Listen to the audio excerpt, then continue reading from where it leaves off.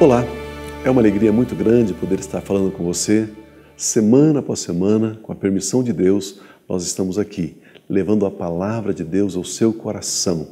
O programa A Igreja em Sua Casa tem essa finalidade: compartilhar a palavra de Deus, orarmos juntos, ter esse tempo de comunhão, de relacionamento. Nós louvamos a Deus pela sua vida, nós louvamos a Deus pelo prestígio de você estar sempre nos assistindo, acompanhando. E alguns irmãos têm mandado e-mails, compartilhando algumas necessidades para orarmos juntos.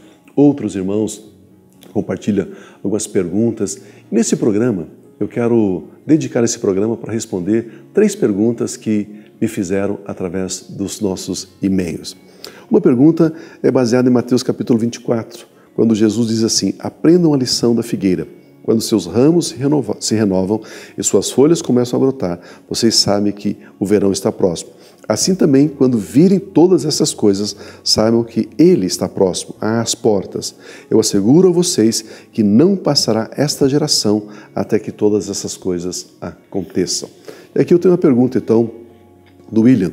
O William diz assim: Pio, essa geração aqui se refere ao quê? Tem essa dúvida. Que geração era essa geração que Jesus se refere? Ok? Esse texto aqui. William, a Bíblia Sagrada, na verdade, ela divide a humanidade em 3 gerações. A primeira geração é a geração de Adão até Moisés. A Bíblia diz aqueles que viveram antes da lei. Aí você tem uma outra geração, a geração daqueles que viveram de Moisés até o nascimento de Jesus, aqueles que viveram debaixo da lei, a geração daqueles que viveram debaixo da lei. E aí a Bíblia diz que o fim da lei é Cristo. A lei e os profetas duraram até João. E a terceira geração é a geração de Jesus, quando ele foi assunto aos céus, e a segunda volta, a segunda vinda de Jesus. Então, essa é a terceira geração. Então, quando nós falamos o seguinte, olha, essa geração, a geração referida aos jovens, por exemplo, essa geração vai impactar o Brasil, vai trazer o avivamento, vai trazer isso, aquilo e tal, não é errado dizer isso, porque aí você está falando de uma geração geracional, você está falando de uma geração de 50 anos de idade, ok? De um ciclo de vida de um ser humano. Mas essa geração que Jesus se refere aqui é a geração que ele, a palavra de Deus, estabeleceu.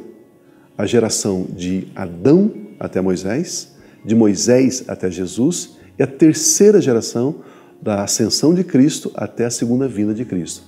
Esta geração não passará, Jesus diz.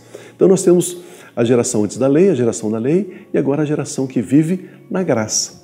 Porque a lei foi dada por Moisés, mas a graça e a verdade vieram por meio de Cristo Jesus. Então esta geração não passará, ou seja, a geração que está debaixo da graça de Deus, esta geração não passará até que essas coisas aconteçam. Muitas pessoas diziam, Jesus referindo a figueira, ele fala então da nação de Israel. Quando a nação de Israel foi reconhecida, foi novamente estabelecida como nação aqui na face da terra, então não vai passar essa geração. Então são 40 anos da instituição da nação de Israel, aí Jesus volta. Já passou os 40 anos, 50 anos, Jesus não voltou. Então, a Bíblia não está referindo a esse tipo de geração, mas sim a terceira geração, que é a geração que vive debaixo da graça do Senhor Jesus até a segunda vinda do Senhor Jesus.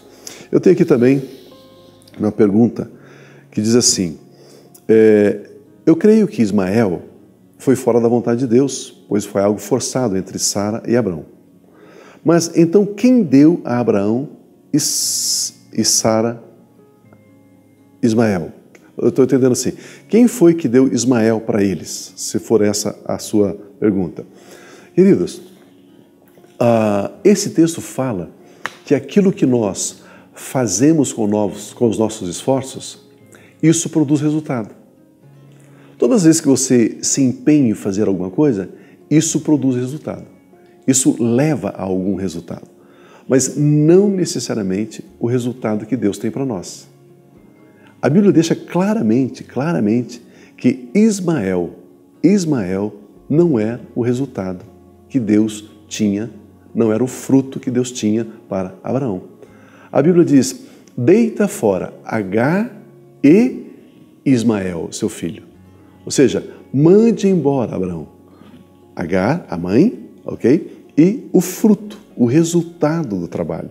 Porque eu, Deus, tenho um fruto, eu, Deus, tenho algo para você que eu, Deus, quero dar. Então, eu vejo o seguinte, é natural que Abraão teve um relacionamento sexual com Agar e nasceu um filho, ok? Então, isso foi o esforço dele, foi o entendimento dele, foi o que ele achou que deveria ser. Então, não somente ele, mas ele e Sara. Sara disse, olha, eu acho que você deverá ter um filho com a escrava. Não era incomum isso naquela cultura. Não era assim algo que Abraão e Sara inventaram. Não. Isso era normal que, por necessidade de ter muitos filhos, de ter uma família forte, ter um clã estabelecido, um clã, sabe, respeitado. Então precisava ter muitas pessoas, muitos membros nesta família, nesse clã. E muitas vezes o homem, né, ele tinha filhos com as escravas, para que pudesse ter mais gente, mais filhos, ter aí o seu pequeno exército, cuidando dos seus víveres, cuidando dos seus negócios, cuidando da sua casa. Então isso não era algo incomum. E Sara e Abraão entenderam que Deus poderia estar cumprindo a promessa dele através do nascimento de um filho com Agar. Mas Deus diz, não, não, não. Aquilo que você faz com o seu próprio esforço, eu não uso. A sua capacidade, Deus está dizendo, eu não preciso. Eu tenho o meu projeto, eu tenho o meu plano. E aí então nasce Isaac de Abraão e de Sara. Esse era o projeto de Deus. Então, se eu estou entendendo a sua pergunta aqui, né, quem deu a Abraão e a Sara Ismael? Foi Deus. Ou seja, mas por quê? Porque todo relacionamento sexual pode gerar um filho. Então isso é natural. Deus disse lá em Gênesis, crescei e multiplicai. Né? Então, só que esse não era o propósito, né? Não era a vontade perfeita de Deus para a vida dele. E aqui também eu tenho uma outra pessoa, a Ana, né? Ela mora fora, ela não está no Brasil, ela mora em outro país, e ela agradece aqui, né? Por estar conectada conosco, recebendo as mensagens e tal, né? E ela pergunta, qual a melhor maneira de estudar a Bíblia? Lendo uma página atrás da outra, ou os versículos têm ligação, enfim, o que eu faço? Na verdade, existem algumas maneiras de você ler a Bíblia. Você pode ler a Bíblia, por exemplo, começar em Gênesis e terminar em Apocalipse. Você pode ler livro por livro. Você pode ler do ponto de vista histórico. E aí você pode também estudar a Bíblia. Ou seja, você pega um tema, você pega um assunto, e aí você levanta, seleciona os versículos que fala sobre esses assuntos, e esses versículos, então, você vai estudando, você vai meditando, porque agora você escolheu um tema, você escolheu um assunto. Agora, como você está mencionando aqui, né, você está se engajando agora nessa carreira de fé, na vida cristã, a minha sugestão, comece pelo Novo Testamento. Né? Leia ali os Evangelhos, Mateus, Marcos, Lucas, João, 2, 3, 4, 5 vezes. Conheça a Cristo Jesus. Conheça a história de Cristo Jesus. Conheça o quanto Ele nos amou e quanto Ele nos ama. Conheça sobre o cuidado de Deus, sobre o carinho de Deus. Vá meditando ali. Depois você pode entrar nas cartas de Paulo, ok? E aí ver como é que Paulo está instruindo a igreja, orientando a igreja, ordenando a igreja para que a igreja possa cumprir o propósito de Deus sobre a terra. Então a igreja, ela é a agência de Deus sobre a face da terra. Aí ela faz aqui uma pergunta, né? Tem como o senhor colocar a sua igreja aqui, né, na Europa, aqui na Itália e tal? Nós não temos nenhum projeto nessa direção, nós temos amigos, inclusive brasileiros, pastores, e naquilo que nós podemos apoiar, nós apoiamos esses pastores, esses líderes.